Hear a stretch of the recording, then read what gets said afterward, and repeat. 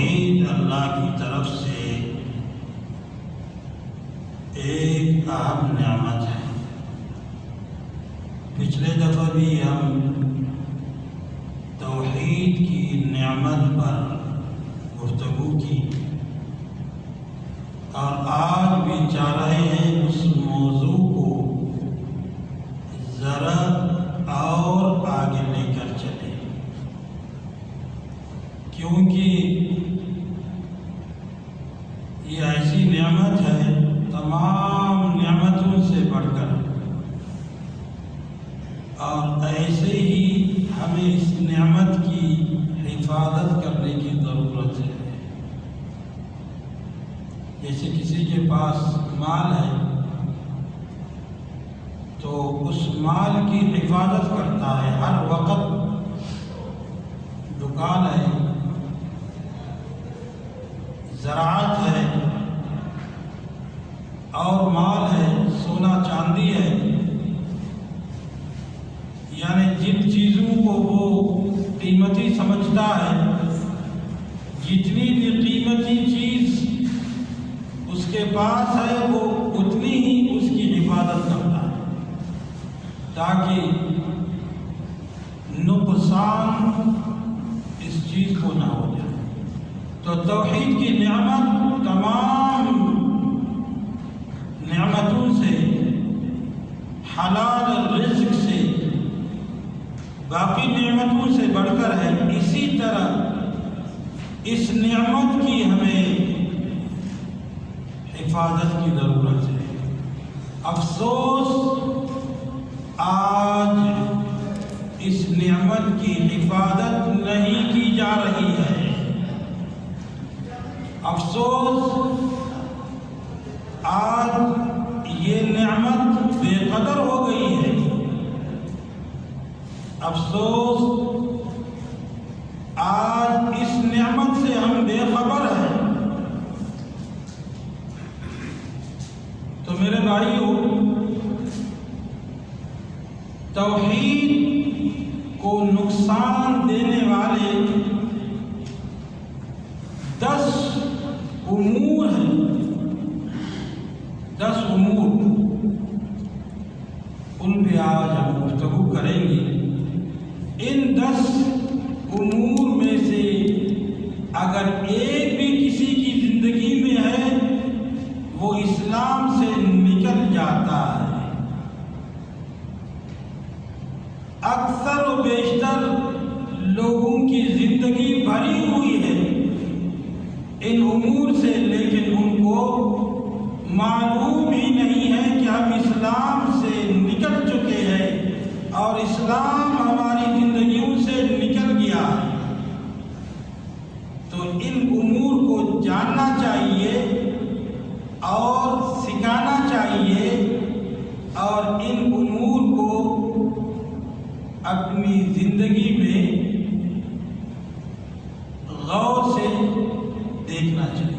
ایسا نہ ہو کہ ہم ان میں مبتلا ہیں اور ہمیں معلوم ہی نہیں ہے۔ نماز پڑھ رہے ہیں، روزہ رکھ رہے ہیں اور زکوٰۃ دے رہے ہیں، عمرہ کر رہے ہیں، حج کر رہے ہیں، لیکن یہ 10 جو اسلام کو زندگیوں سے نکالنے والی چیزیں ہیں یہ ہماری زندگیوں میں نہیں۔ تو پہلی چیز کیا ہے؟ اللہ کے ساتھ شرک کرنا۔ جو شرک کرتا ہے کسی طرح سے وہ اسلام سے نکل جاتا ہے۔ قرآن کریم میں ہے وَمَن يُشْرِكْ بِاللَّهِ فَقَدْ حَرَّمَ اللَّهُ عَلَيْهِ الْجَنَّةَ وَمَأْوَاهُ النَّارُ وَمَا لِلظَّالِمِينَ مِنْ أَنصَارٍ۔ جو اللہ کے ساتھ شرک کرتا ہے اللہ تعالیٰ جہنم کو اس پر حرام کر دیا ہے، اس کا ٹھکانہ کیا ہے؟ جہنم۔ تو شرک کرنا، مردوں سے شفا طلب کرنا اور مردوں سے استغاثہ کرنا،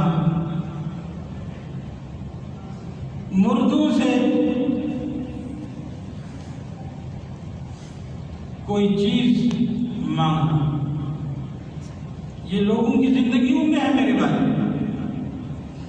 مانگتے ہیں مردوں سے، مانگتے مردوں کے لیے نظر نیاز کرتے اور مردوں سے مدد مانگتے ہیں، جنوں سے مانگتے ہیں، قبروں سے مانگتے ہیں. یہ چیز اسلام سے نکالنے والی چیز ہے. جو بھی اس کام میں مبتلا ہے اور خصوصاً مرد صحیح عقیدہ کو سیکھتے نہیں ہیں، پھر وہ گھروں میں جا کر کے عورتوں کو نہیں سکھاتے ہیں، پھر مرد اور عورتیں سب مشرک بن جاتے ہیں.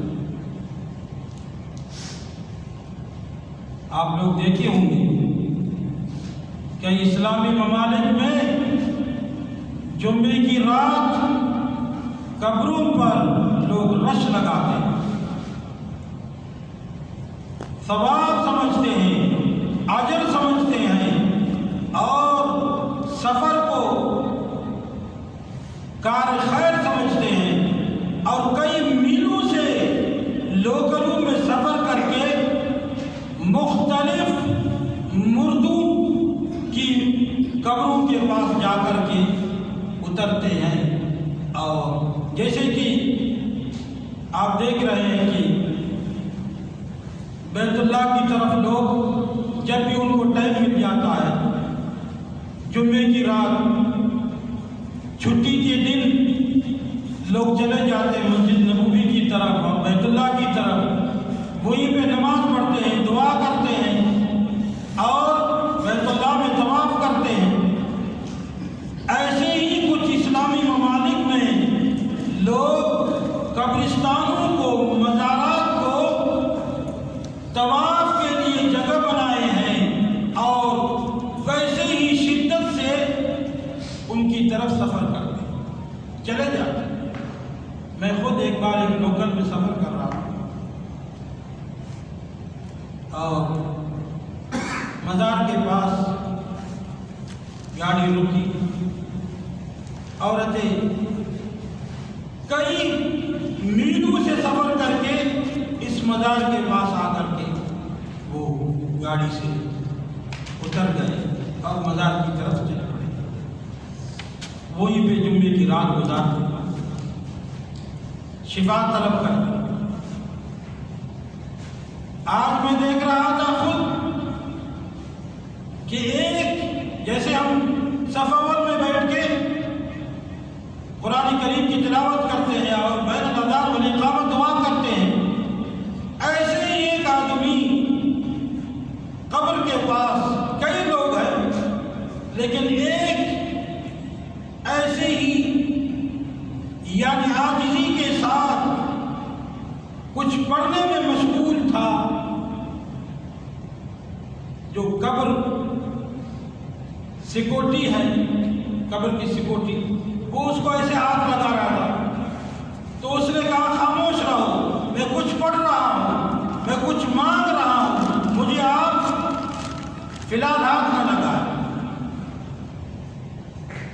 اور دیکھنے میں کیا ہے کہ ایک اچھا خاصا انسان لیکن عقیدہ کے اعتبار سے بالکل زیرو، اور کئی لوگ قبر کے آس پاس میں بیٹھے. تو شرک کرنا، اپنے اوپر جنت کو حرام کروانا ہے اور اپنا ٹھکانہ جہنم کو بنانا ہے. وَمَن يُشْرِكْ بِاللَّهِ فَقَدْ حَرَّمَ اللَّهُ عَلَيْهِ الْجَنَّةَ وَمَأْوَاهُ النَّارُ وَمَا لِلظَّالِمِينَ مِنْ أَنصَارٍ. جس نے اللہ کے ساتھ کسی قسم کا شرک کر تو اقسام شرک کو ہمیں پڑھنا چاہیے کہ شرک کی کیا اقسام ہیں. کتنی قسمیں ہیں، شرک خود کیا ہے، اس کو پڑھنے کی ضرورت ہے۔ آپ اگر لکھیں گے کہ شرک کی کیا تعریف ہے تو آپ کے سامنے سب کھل جائے، اور مستند آپ حوالوں سے پڑھا کریں، اور بہتر ہے کہ آپ کتاب سے پڑھا کریں۔ اور سب سے بہترین کتاب میں نے جیسے عرض کر دیا پچھلے درس میں، آسان اور عام فہم کتاب کیا ہے؟ کتاب التوحید۔ کوئی گھر کتاب التوحید سے خالی نہ، تو اسلام سے نکالنے والی چیزوں میں سے پہلی چیز کیا ہے؟ شرک کرنا، اس سے بچنا چاہیے۔ جو شرک کرتا ہے وہ اسلام سے نکل جاتا ہے۔ دوسری چیز کیا ہے اسلام سے نکالنے والی چیزوں میں سے؟ اپنے اور اپنے رب کے مابین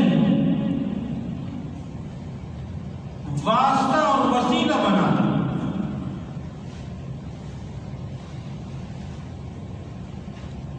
اپنے اور اپنے رب کے مابین وسیلہ بنانا۔ آج تو لوگ یہاں تک گئے گزرے ہیں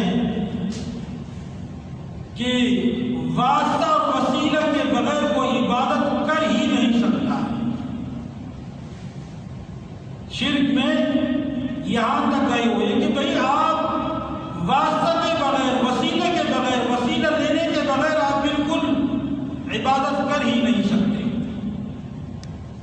تو جو بھی اپنے اور اپنے رب کے مابین واسطہ اور وسیلہ بنائے، شفاعت، توکل اور بھروسہ کرے، بالاجماع وہ اسلام سے خارج ہو جاتا ہے۔ آئیے قرآن کریم کی طرف۔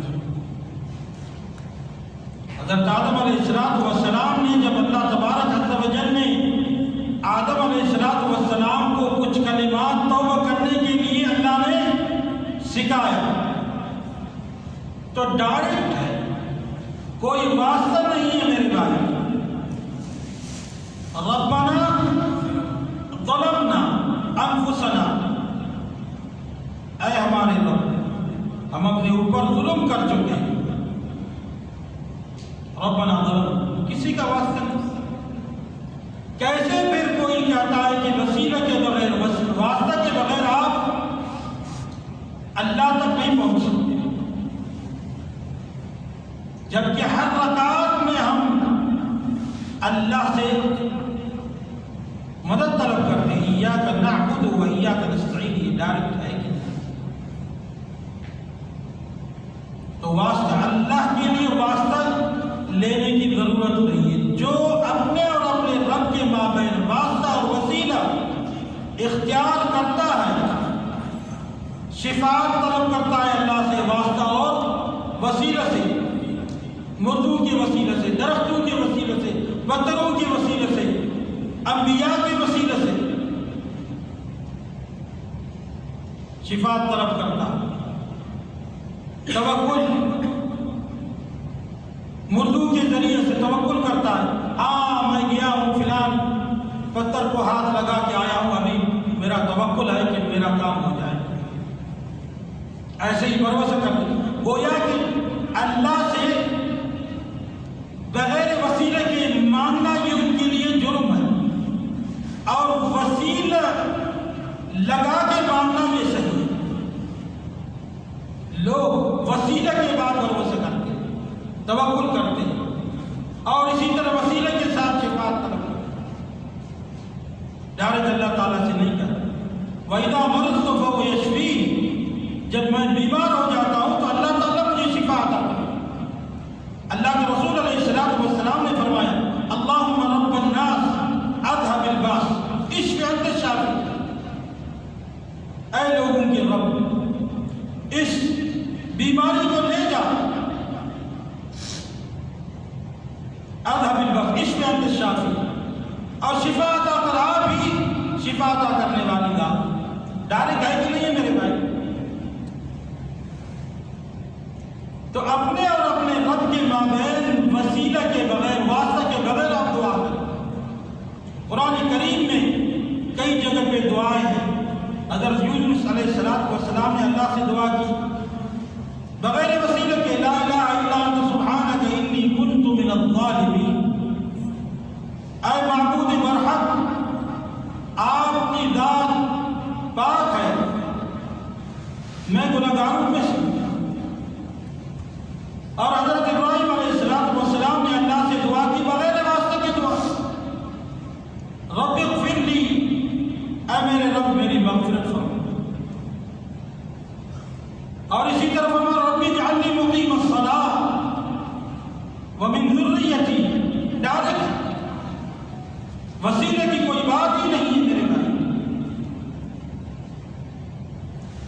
آج ہم کہتے ہیں کہ اگر جو قبر پرست ہے، قبر چاٹنے والے لوگ ہیں، قبروں کے سوا بالکل عبادت کو جانتے نہیں ہیں، وہ کہتے ہیں کہ ہم ان قبروں سے، ان پتھروں سے اور ان درختوں سے نہیں مانتے، ہم ان کو واسطہ، یہ بہت بڑے اللہ والے ہیں، ان کو واسطہ بناتے، اسی کو کہتے ہیں۔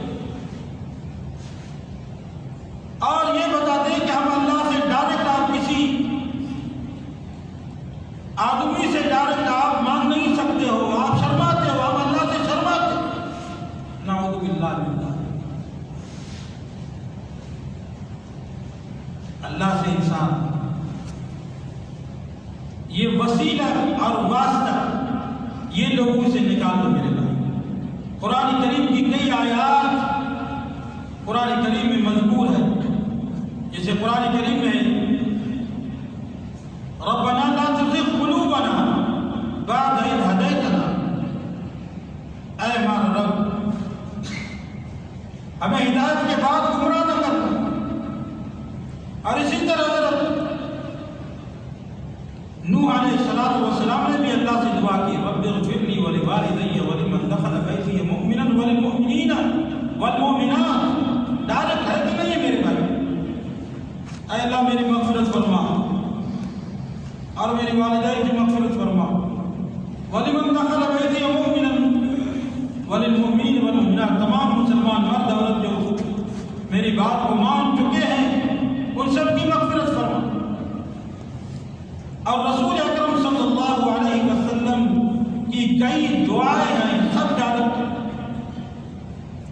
اور سب سے بڑھ کر اور زیادہ سے زیادہ جو دعائیں رسول اکرم صلی اللہ علیہ وسلم کرتے تھے، ربنا آتنا فی الدنیا حسنہ وفی الآخرۃ حسنہ، ڈائریکٹ اے ہمارا رب دنیا اور آخرت کی بلائی ہمیں عطا کر اور جہنم کی آگ سے ہمیں محفوظ رکھ۔ تو وسیلہ ہم کیوں ڈھونڈتے ہیں؟ وسیلہ ڈھونڈنے سے انسان بہت دور جاتا ہے، اور وسیلہ ڈھونڈنا مایوسی ہے۔ وسیلہ ڈھونڈنا اپنے کو رب سے دور سمجھنا۔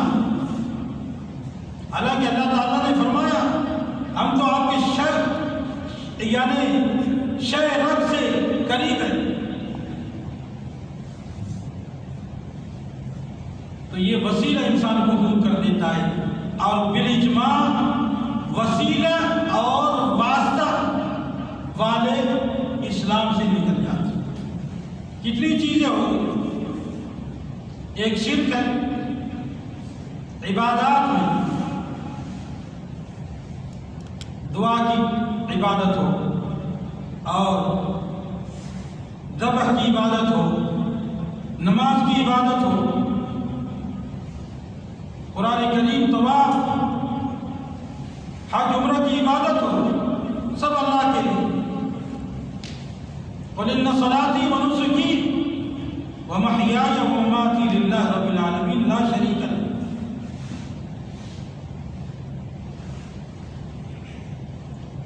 اور تیسری چیز کیا ہے؟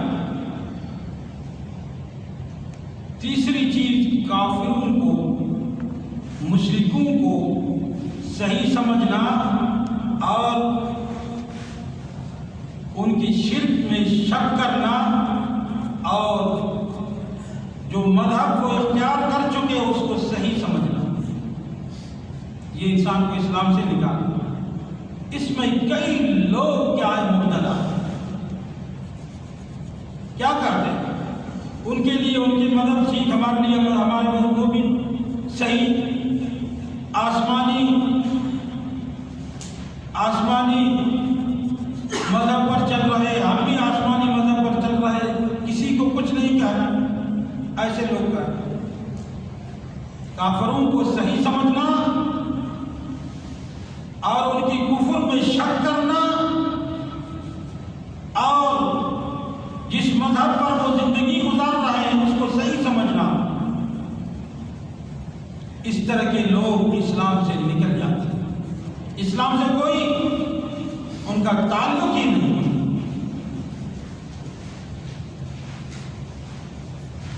کتنی چیزیں ہو بتاتے رہو، شرک کرنا، اپنے اور اپنے رب کے مابین واسطہ وسیلہ ڈھونڈنا، اور تیسری چیز کیا ہے؟ مشرکوں کو مشرک نہ سمجھنا، ان کو صحیح سمجھنا اور ان کی مذہب کو صحیح کہنا اور ان کی کفر میں شک نہ کرنا۔ اس طرح کے لوگ اسلام سے نکل گئے۔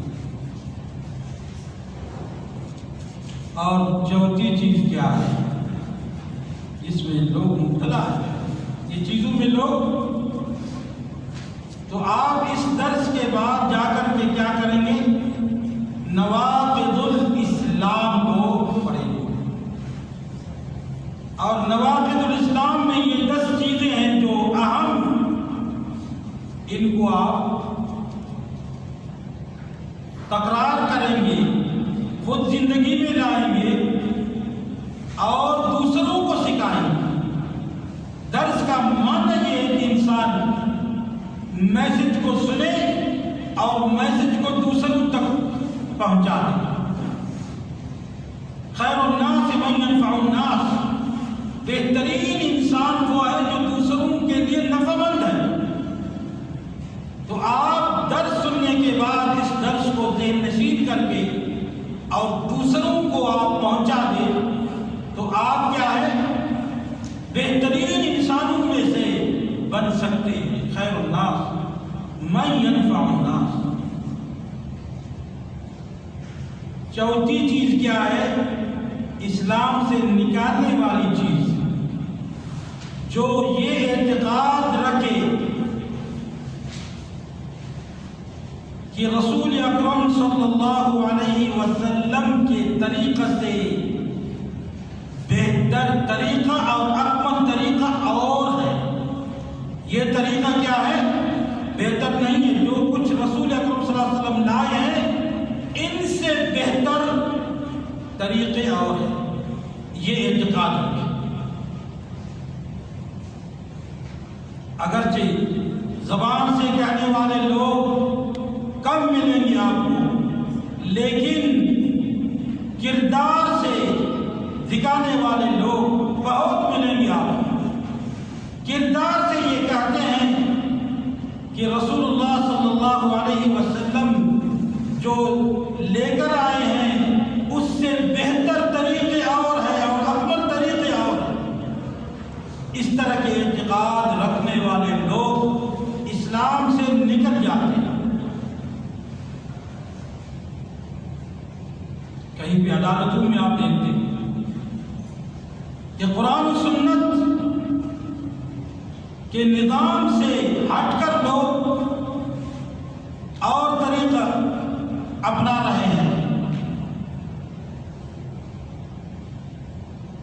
گویا کہ یہ کہہ رہے ہیں کہ رسول اللہ جو طریقہ جو لے کر آئے ہیں اس سے یہ طریقہ ہم جس پر چل رہے ہیں یہ بہتر ہے، یہ اکمل ہے، یہ افضل ہے۔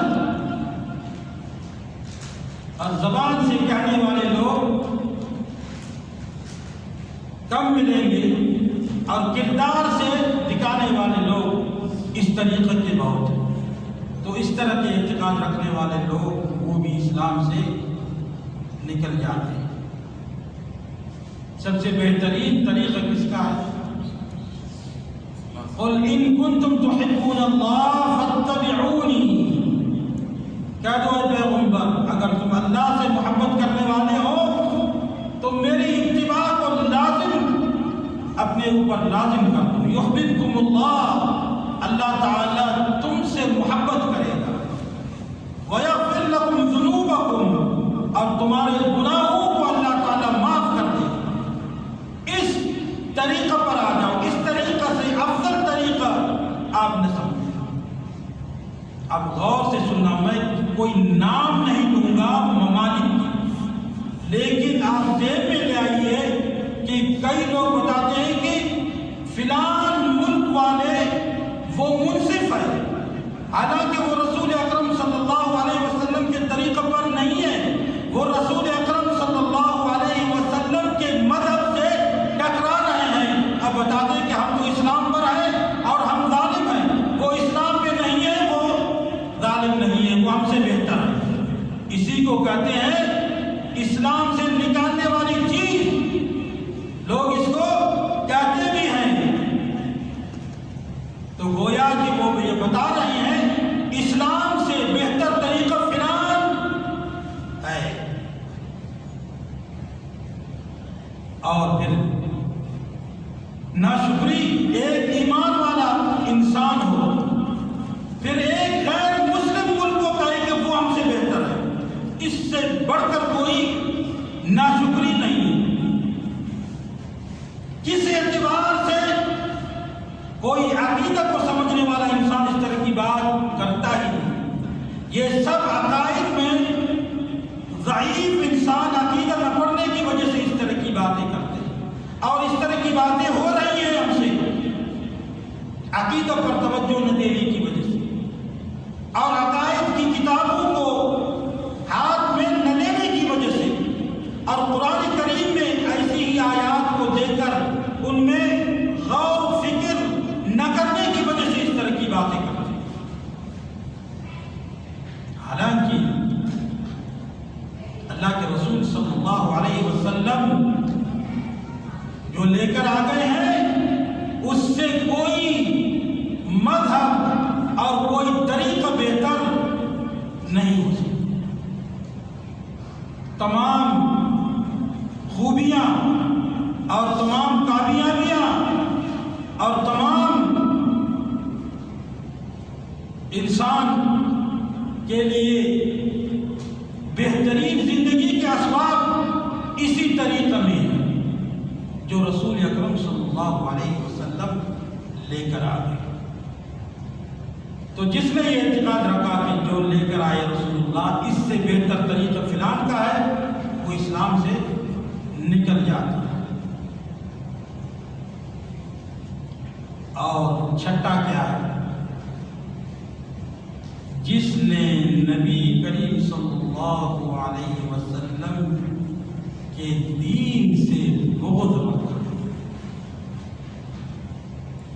جو رسول اکرم صلی اللہ علیہ وسلم کے دین سے بغض رکھتا ہے، دین سے یا دین کے بعد حصہ سے بغض رکھتا ہے، وہ انسان اسلام سے نکل جاتا ہے۔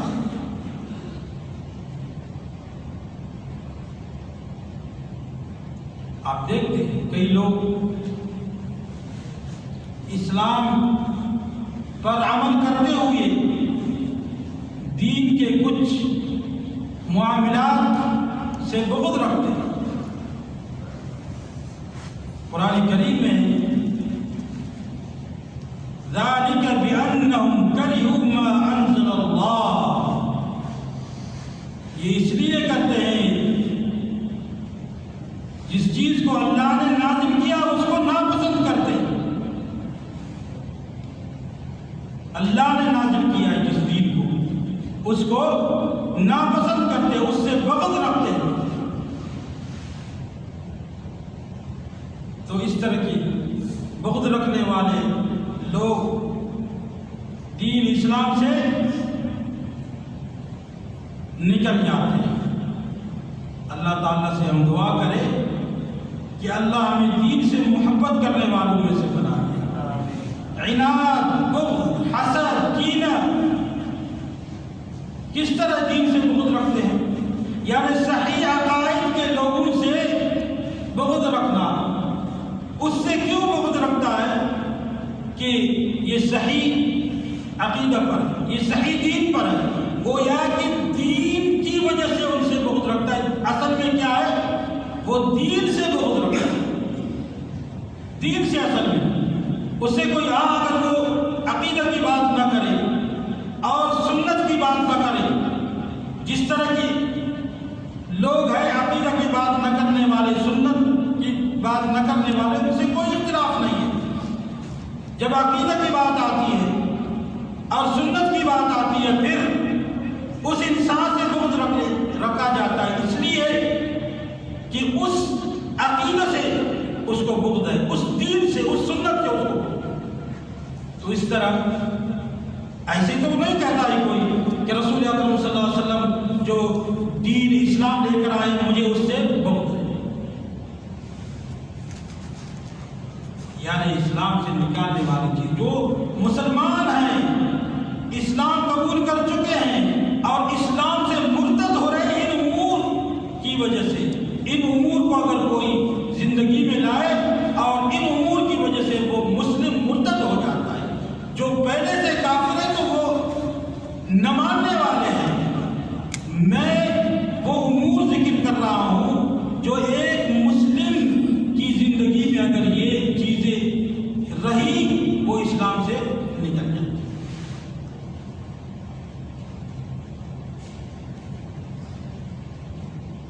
اور اسی طرح دین کا مذاق اڑانا، میں تو خود دیکھا ہوں کئی لوگ دین کا مذاق اڑاتے ہیں، داڑھی پر مذاق اڑانا اور ٹخنوں سے سلوار اوپر کرنے والوں پر مذاق اڑانا اور دین پر میں کسی طرح سے بھی کوئی دینداری اور دین پر مذاق اڑائے وہ اسلام سے نکل جاتا ہے۔ آپ دیکھ رہے ہیں داڑھی والے پر داڑھی کوئی رکھ رہا ہے کہ رسول اللہ صلی اللہ علیہ وسلم نے حکم دیا اگر کوئی داڑھی رکھنے پر مذاق اڑا رہا ہے وہ یا کہ اس داڑھی والے پر مذاق نہیں کرتا، وہ دین پر مذاق کر رہا ہے، وہ دین پر مذاق کر رہا ہے۔ اس دین، اس نس سے اس کو بغض ہے، اس نس پر وہ مذاق کر رہا ہے اور اس دین کے اس حصہ کو وہ قبول نہیں کر رہا۔ ورنہ وہی انسان اگر داڑھی نکال دے دوست بن جاتا ہے۔ تو قل اب اللہ وآیاتہ ورسولہ کنتم تستہزئون لا تعتذروا قد کفرتم بعد ایمانکم۔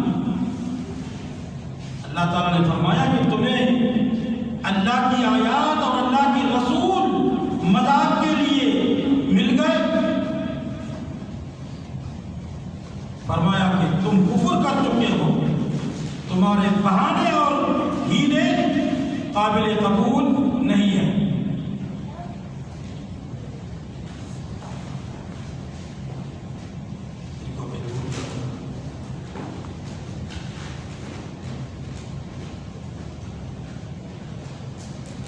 اور ساتویں چیز کیا اسلام سے نکالنے والی چیز؟ جادو سیکھنا اور سکھانا، جادو کو حق کہنا، جادو سیکھنے والے کو اور سکھانے والے کو اور جادو کی طریقہ کو حق ماننا، اس طرح کی اعتقاد رکھنے والا انسان بھی اسلام میں ہوتے ہوئے اسلام سے نکل جاتا ہے، مرتد ہوتا ہے۔ کتنے لوگ ہیں آپ دیکھے ہوں گے کہ جادو پیسے دیتے ہیں اور ان سے وہ خبر لیتے ہیں.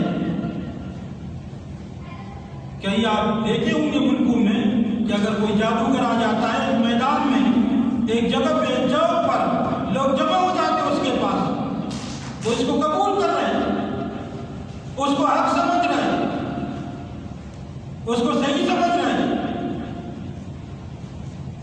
تو اس طرح کی کسی کی طرف جادو کے ذریعے سے کسی کو مائل کرنا، کسی سے پھیرنا، یہ لوگ کرواتے ہیں اور لوگوں کو مرواتے بھی ہیں. تو یہ وہ امور ذکر ہو رہے ہیں اسلام سے نکالنے والے. اسلام میں کوئی ہے اور ان امور کو صحیح سمجھتا ہے، حق سمجھتا ہے اور زندگی میں لاتا ہے، وہ اسلام سے نکل جاتا ہے. جادو کرنا، صحیح سمجھنا، جادو کروانا، کسی سے کسی کو پھیرنا، کسی کی طرف کسی کو مائل کرنا، یہ اس طرح کے انسان بھی اسلام سے نکل جاتا ہے. اب دیکھ لینا 8ویں چیز کیا ہے. مسلمانوں کے خلاف کافروں کی اعانت کرنے والا. یہ بھی اسلام سے کافروں کی اعانت کرتا ہے، مدد کرتا ہے مسلمانوں کے خلاف، چاہے کسی بھی طریقے سے. کافروں کو مسلمانوں پر غلبہ دلوانا، کافروں کی اعانت کرنا، کافروں کی مدد کرنا اور مسلمانوں کو مظلوم رکھنا اور مسلمانوں کو پست رکھنا اور مسلمانوں کو کمزور کرنا، اس طرح کے مسلم اسلام سے نکل جاتا ہے اور مرتد ہو جاتا ہے. قرآن کریم میں وَمَن يَتَوَلَّهُم مِّنكُمْ فَإِنَّهُ مِنْهُمْ، فرمایا تم میں سے جو بھی ان کی طرف مائل ہو جاتا ہے تو ان میں سے بن جاتا ہے. شروع آیت میں یا ایھا الذین آمنوا لا تتخذوا اليہود والنصارى اولیاء بعضهم اولیاء بعض. اے ایمان کے دعوے دار، یہود و نصارہ کو دوست اپنا مت سمجھو، وہ ایک دوسرے کے دوست ہوتے ہیں. تم میں سے جو بھی ان میں سے ان کی طرف ہو گیا وہ ان میں سے بن جاتا ہے. تو 8ویں چیز کیا ہے؟ کافروں کو مسلمانوں پر غلبہ دلوانا، کسی بھی طریقے سے اور کسی بھی طریقے سے ان کی اعانت کرنا. یہ مسلم انسان یعنی اسلام سے نکل جاتا ہے. اور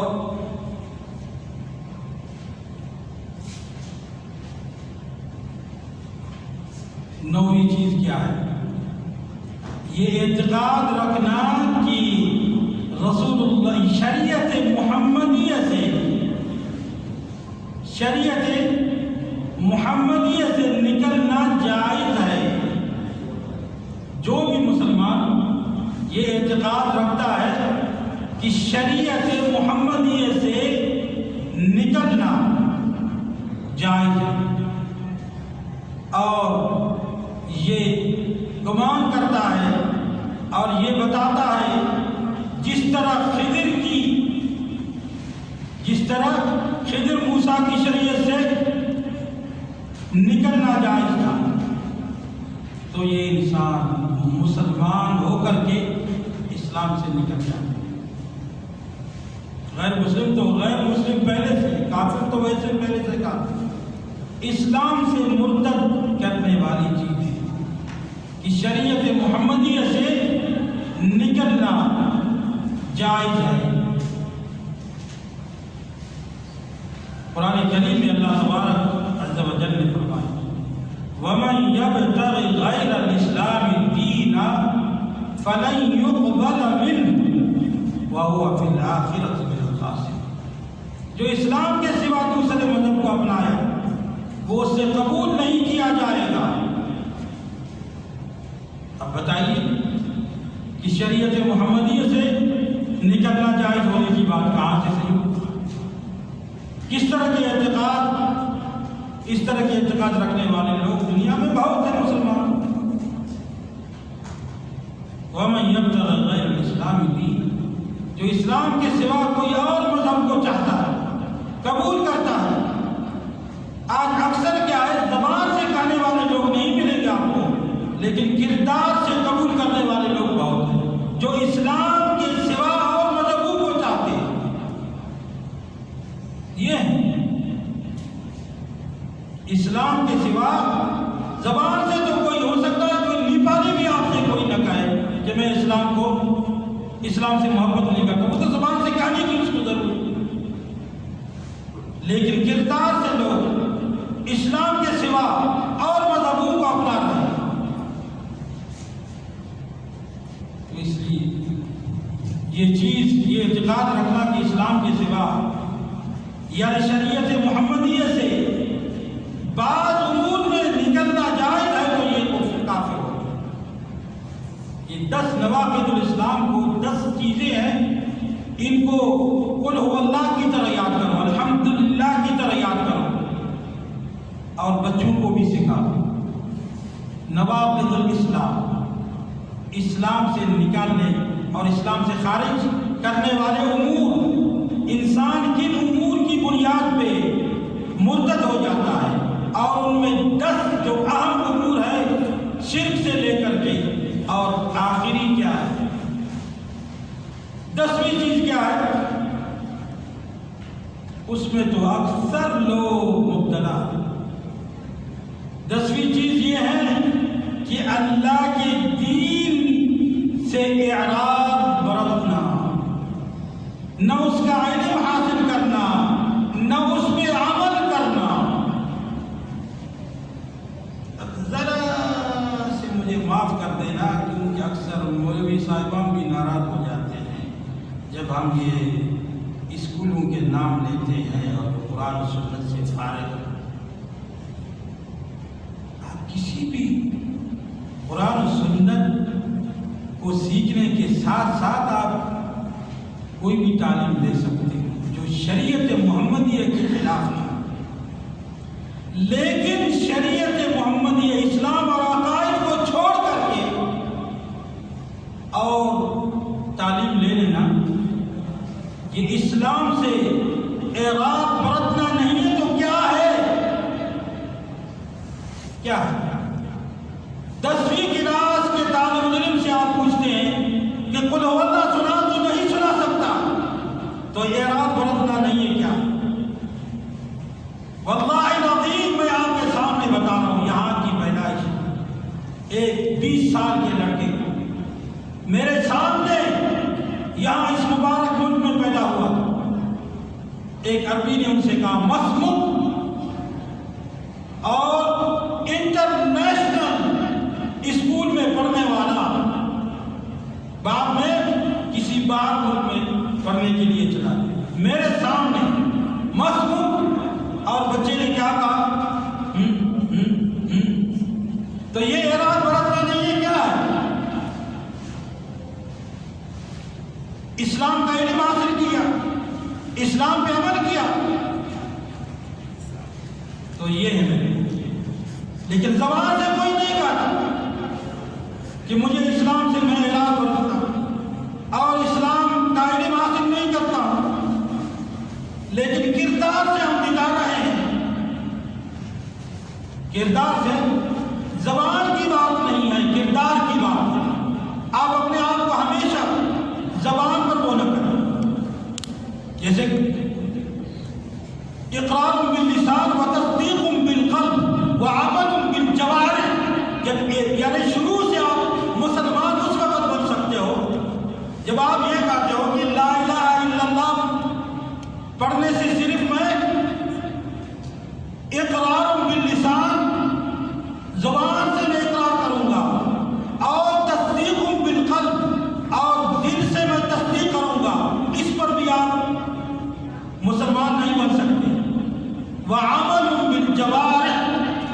تک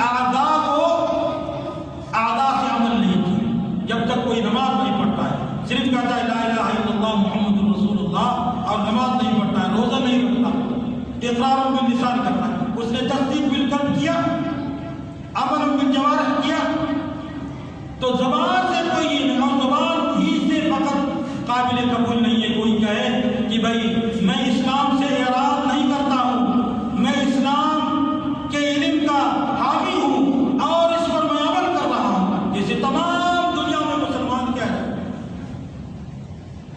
لیکن کردار سے آپ دیکھیے اسلامی عقائد اور بنیادی چیزیں رسول اکرم صلی اللہ علیہ وسلم نے کیا فرمایا؟ طلب العلم فریضۃ علی کل مسلم، فرمایا کہ علم حاصل کرنا ہر مسلمان پر فرض ہے۔ تو کیا اس میں کہ اسلام کی ضروری اشیاء اور سب سے بڑھ کر ضروری اشیاء میں عقیدہ، اس سے ہم عوام میں فرق مسلمان، جبکہ رسول اللہ نے فرمایا آپ پر علم حاصل کرنا فرض ہے اور ہم جانتے نہیں ہیں۔ 2 دن پہلے کہیں پہ 12 آدمی تھے، 12 آدمی درس میں پروگرام، تو میں نے کہا کہ آپ نماز پڑھتے ہو؟ سب لوگ، سب نے کہا کہ نماز پڑھتے ہیں۔ میں نے کہا فجر کی نماز پڑھتے ہو؟ سب نے کہا کہ ہم نے فجر کی نماز پڑھی۔ اور ایک کے سوا، اب دیکھو کہ ہم اسلام سے قریب ہیں یا اسلام سے کردار کے اعتبار سے دور ہیں، تو یہ بھی چیز اگرچہ اپنے ملکوں میں آپ یہ نہیں سن سکیں گے کہ اسلام سے، دین اسلام سے اعراض برتنے والا اور نہ اس کا علم حاصل کرنا نہ اس پر عمل کرنا یہ اسلام سے خارج کرنے والی چیزوں میں سے یہ آپ نہیں سنیں۔ یہاں کے علماء نے الحمدللہ ان 10 پوائنٹوں میں یہ 10واں پوائنٹ، تو میں نے ان سے کہا کہ بھائی ایاک نعبد و ایاک نستعین کا کیا معنی ہے؟ نماز پڑھتے، نماز میں ہر رکعت میں سورہ فاتحہ پڑھتے ہیں اور نماز کی روح کیا ہے؟ سورہ فاتحہ ہے۔ تو اب نماز پڑھنے والے لوگ کہا کہ ایاک نعبد، نہیں میں نہیں جانتا، دوسرے سے تیسرے سے، تو ایک نے صرف 12 آدمیوں میں ایک نے بتا دیا، کتنے سب بالغ تھے اور ان میں 2 شادی شدہ تھے اور 10 غیر شادی شدہ، لیکن بالغ سب بڑے بڑے۔ ایک نے صرف کہا دیا ایاک نعبد و ایاک نستعین کا مطلب یہ معنی ہے، یہ ترجمہ ہے، اور باقی 11 نے کہا کہ ہم نماز پڑھتے ہمیں معلوم ہی نہیں۔ تو یہ حال ہے میرے بھائی، طلب العلم فریضۃ علی کل مسلم، یہ خطاب رسول ہے، اس کی طرف ہمیں ذرا توجہ دینے کی ضرورت ہے، اور یہ نواقض الاسلام پڑھنے کی ہمیں اہم ضرورت ہے، اشد ضرورت ہے، خود بھی پڑھے، بار بار پڑھے، ایسا نہ ہو کہ ان امور میں ہم مبتلا ہیں، ہمیں معلوم ہی نہیں ہے کہ ہم اسلام سے نکل رہے ہیں۔ اللہ کے رسول علیہ الصلوۃ والسلام نے اللہ سے پناہ مانگے ہیں، اے اللہ میں آپ کی پناہ مانگتا ہوں کہ جان کر میں آپ کا کوئی شریک بنا لوں اور انجانے میں آپ کا کوئی شریک بنا لوں۔ تو ہم کون ہیں؟ کس بات کی بولی ہے؟ ہنس رہے ہیں، گھوم رہے ہیں اور کھا رہے ہیں، پی رہے ہیں، کام کر رہے ہیں، ایسے ہی بس جنت ہمارے لیے تیار ہے۔ جبکہ رسول اللہ حضرت ابراہیم علیہ السلام نے بھی اللہ سے یہی دعا کی، وَإِذْ قَالَ إِبْرَاهِيمُ رَبِّ اجْعَلْ هَٰذَا الْبَلَدَ آمِنًا وَاجْنُبْنِي وَبَنِيَّ أَن نَّعْبُدَ الْأَصْنَامَ، اے اللہ مجھے اور میری اولاد کو اس بات سے محفوظ رکھنا کہ ہم بتوں کی پوجا کرنے والے بنے۔ تو ہم کون ہیں میرے بھائی؟ ہم تو اسلام سے نکل رہے اور پرواہ ہی نہیں ہے، شعور ہی نہیں ہے۔ جب حضرت ابراہیم علیہ السلام نے یہ دعا کی، اللہ تعالیٰ نے قرآن کا حصہ بنا دیا، اور حضرت رسول اللہ صلی اللہ علیہ وسلم نے یہ دعا کی، اللہ جاننے میں اور انجانے میں آپ کا کوئی شریک نہ بنا۔ تو ہم کتنی بار یہ کہتے ہیں، تو یہ بھی نہیں جانتے نماز سے سلام سے فراغت کے بعد 3 بار استغفر اللہ پڑھتے ہیں، استغفر اللہ کا کیا معنی ہے؟ اللہ تعالیٰ ہم سب کو سننے کے بعد عمل کرنے کی توفیق عطا فرمائے۔ اور یہ امانت ہے آپ نواقض الاسلام پڑھنا اور دوسروں کو سکھانا۔ 10 پوائنٹ جو ہم نے ذکر کیا ہے، یہ 10 پوائنٹ آپ کو حضرت شیخ الاسلام محمد ابن عبد الوہاب رحمہ اللہ رحمتاً واسعۃً کی کتاب میں آپ کو مل جائے۔ وصلی اللہ وسلم علی رسول محمد وعلی آلہ وصحبہ اجمعین۔ السلام علیکم ورحمۃ اللہ وبرکاتہ۔ سب بھائی نام لکھوا دیں، اس کے نام